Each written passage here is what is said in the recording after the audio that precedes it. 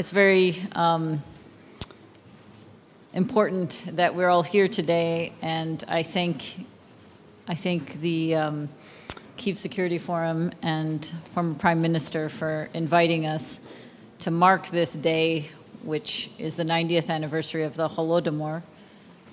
I think all of us look back at that time period and Stalin's brutal actions, where millions of Ukrainians died in this orchestrated famine, as something never to be repeated. And now we find ourselves, and as Alexandra Matvichuk said so eloquently, with some parallels today that seem quite similar.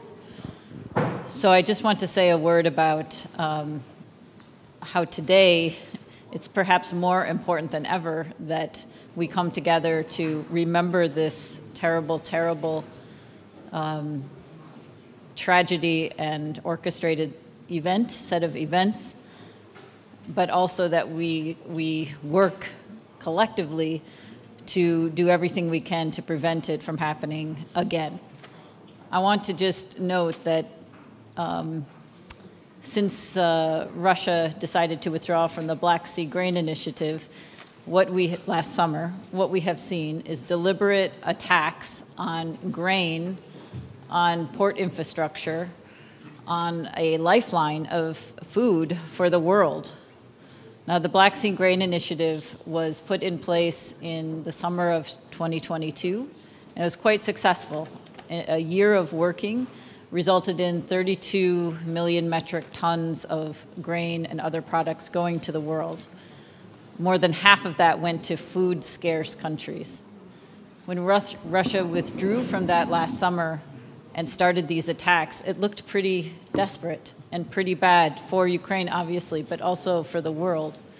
And I think through the spirit and ingenuity of Ukrainians, and with support from others and very brave people taking the corridor,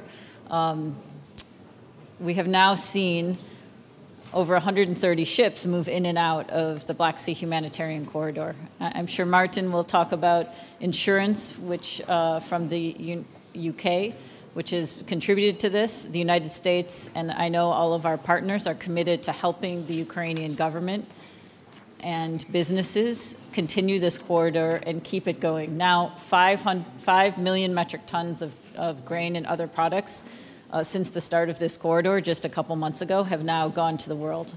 And we are determined not to let Russia and Vladimir Putin stop food from going to the world. And so with your question, I'm sorry to get back to it after such a long set of words, but it's vitally important that we stop, that we pause, that we recognize the horror of what happened, but that we also realize that this can happen again.